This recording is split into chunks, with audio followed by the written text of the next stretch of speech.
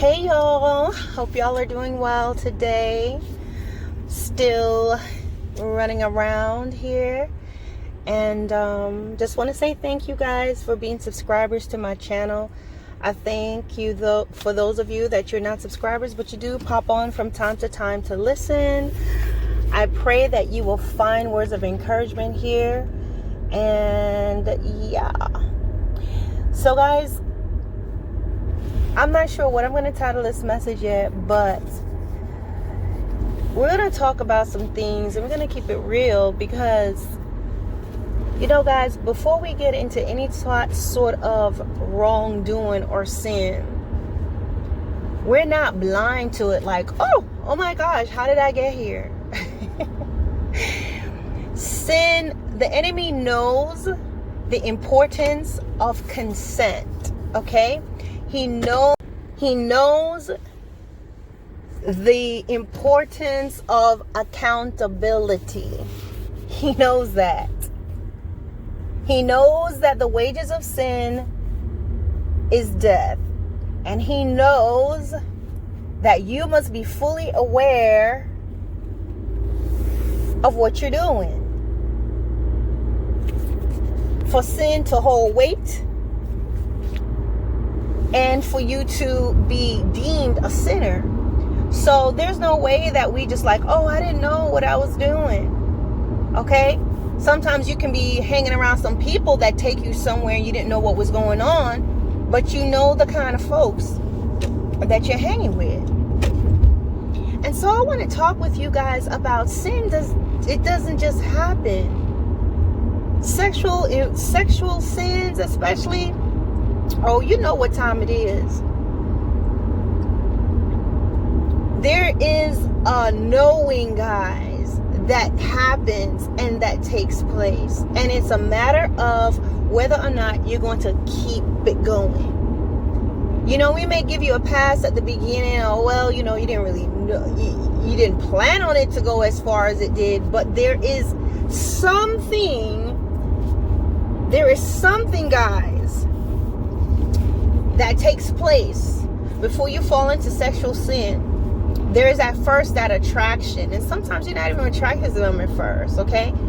But then there's a conversation. Then you realize you have some commonalities. And then there's the getting to know one another. And then there's the conversations. And those conversations at some point are going to change in nature. Flirty, chit chats, all those things. There's something that is presented, and you have to make the choice whether you're going to keep it going. And rather than stopping right then, you make a choice to keep going. So whether it's sexual immorality, whether it's drugs or alcohol, whether it's a choice to go with a gang or group to do something wrong, whether it's a choice to gossip, whether it's a choice to lie, whatever it may be, it doesn't just happen. There have to be some practice, taking part of it, feeling bad about it, pushing through that feeling, not ending that phone conversation, choosing to have that conversation wherein you guys are now realizing that you are indeed physically attracted to one another, despite being married, despite one of you being married, despite the both of you, you're single, but you're saved, but there's a conversation that is taking place. There's a point where you know that the conversation that you're having does not line up with the Word of God.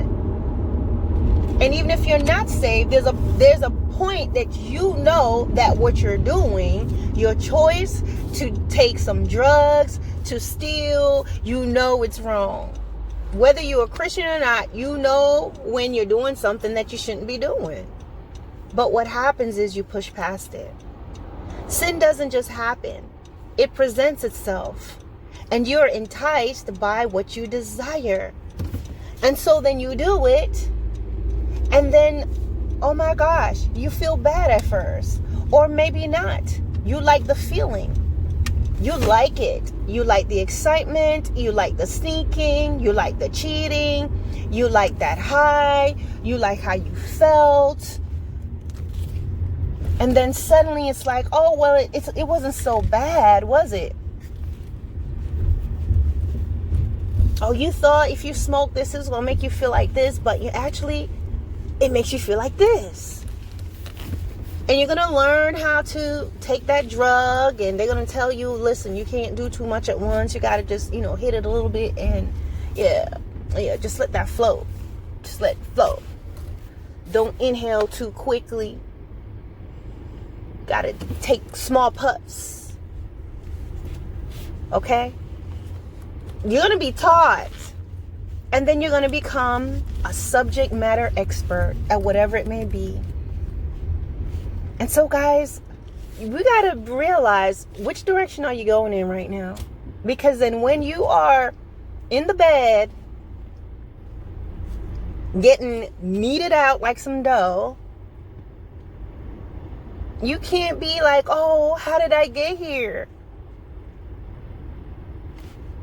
I don't understand. How come Lance is on my back like a little backpack?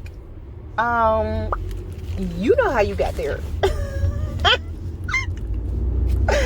Oh my God, what am I doing with Sister Sue? Her husband's waiting for me at choir practice. Yeah. What are you doing with Sister Sue, my brother? Well, guys, let's be honest. There were some conversations. There were some moments. There were things that you should not have entered in, conversations, places you should not have been meeting, phone calls you should not have been having, phone calls you should not have engaged in, places where you went to meet up, areas in their lives that you chose to put yourself in and listening to her problems or his problems and being the voice of reason and comfort, and then things changed. Always remember this. The enemy knows the importance of your consent. So it's never something that's going to be forced. It's going to be presented, and you can say yes or no. Or maybe if you fell, you can be like, I'm not going to do this again. And you are desperate enough for your salvation, for your eternal state, to say, no, I'm going to fight this fight. I'm going to do whatever I need to do. I'm going to stop going to the gym without my wife. I'm going to stop going to the gym at this time when I know, who so-and-so is going to be there. I'm going to stop going to this place that I know this fine man's going to be up in there that I'm attracted to. And suddenly we hear, our cover is talking about healthy meals. You're talking about healthy meals for a better fit you, but you ain't had the word. You haven't had a meal of the word in a good hot month to keep yourself fit so that you will not be having the conversation that you're having, guys. And so, my brothers and sisters in the Lord, I want to tell you that we have to be accountable. We're in a society, in a world, depending on where you are in the world, where people, they don't want to be held accountable. It's McDonald's fault that their coffee's so hot. It's McDonald's fault that I got fat. It's the Olive Garden fault that I'm drinking so much alcohol, or I can't have more than I can't have more than one serving of spaghetti and meatballs. It's their fault for making it. But it's not your fault for getting up and choosing to go there. It's not your fault for not being able to govern yourself. We're in a world like that. So everything is, it's all Satan's fault.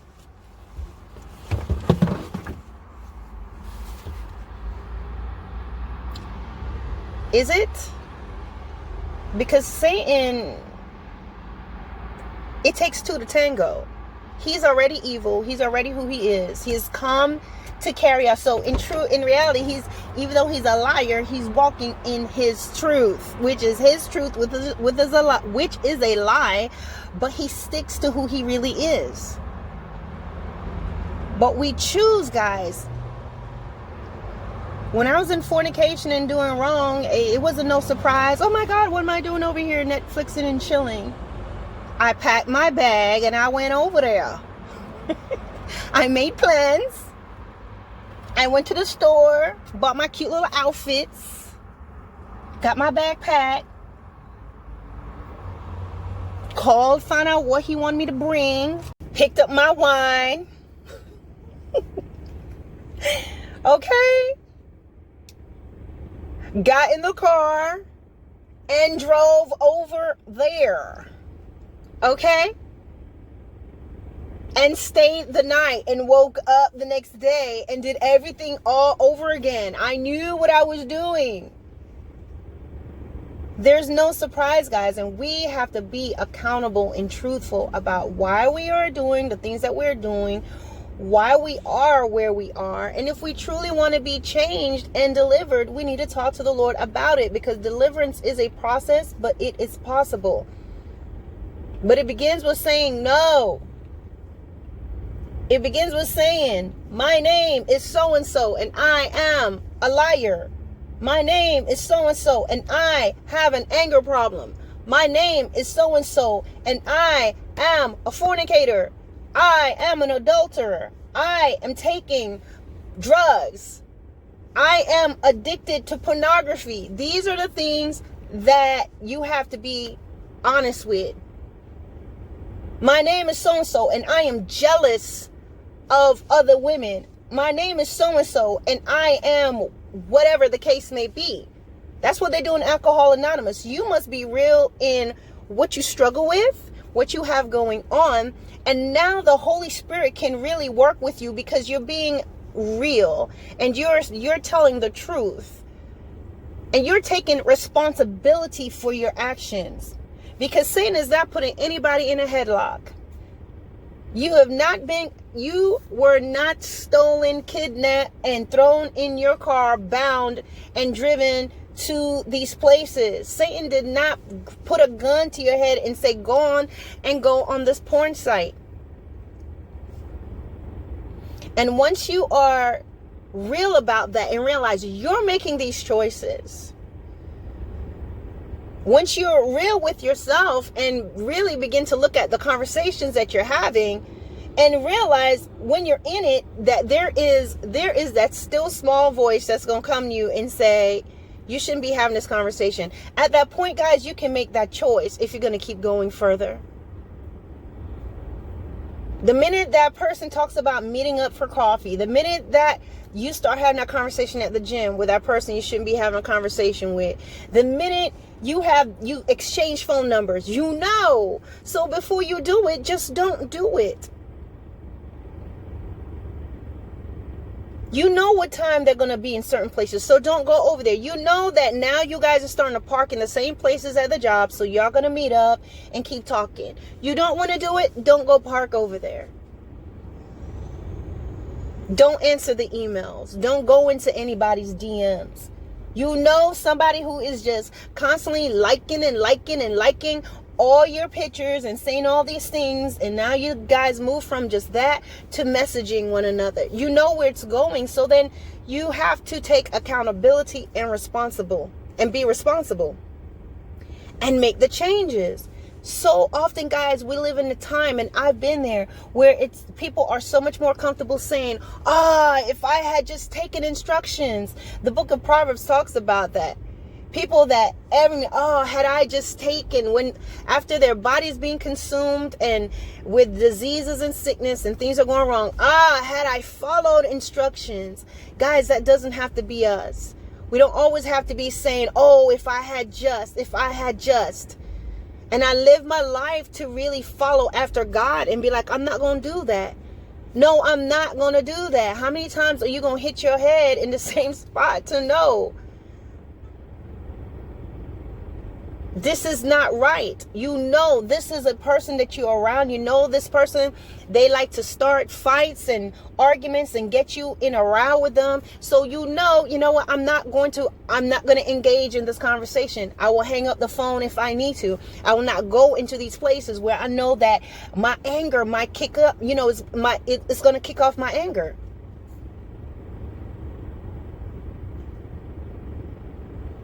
So it's being proactive on your end, guys, in what you can do in the natural sense. And then you're praying and asking the Lord, Father, change my heart. Give me the willpower and the strength I need to not engage. Take away these desires to have these conversation and flirtatious conversation. Because some of you believe because you're not actually sleeping with a person, oh, well, I'm not doing the wrong. All we doing is talking.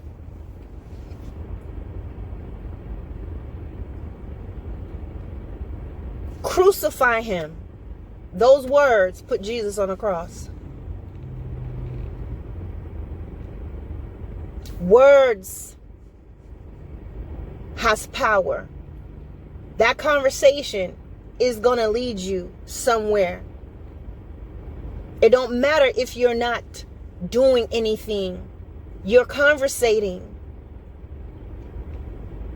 That's also wrong. You are making a conscious choice to engage in something that is inappropriate and wrong.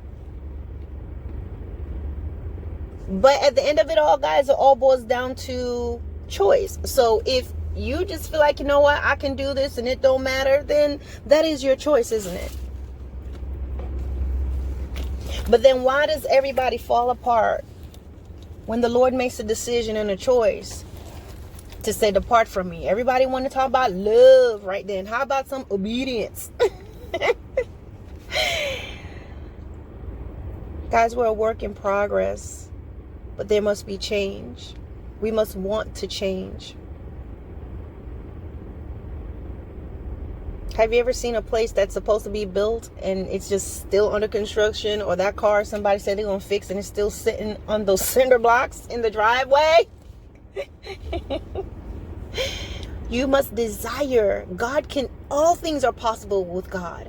We can do all things through Christ who strengthens us. But you must want the change, guys. When you want those rib tips, ain't nothing gonna stop you from getting in the car and flooring it all the way to that barbecue shack. Nothing stops you from putting on the TV show you want to watch. So it's whether or not it's truly your desire, guys. And anything that the enemy tries to sell us, and any situation he tries to bring us into, it's not worth our soul. It feels good at the moment, and it's truly an anesthetic to numb us from the absolute damage we're doing to ourselves spiritually. So guys, I'll tie this up again by saying sin just don't happen. Satan's not going to do that. He wants you to go through. He wants to be able to stand before God and prove that you made choices, conscious choices over and over again, because he knows that it takes consent to sin. All right, guys.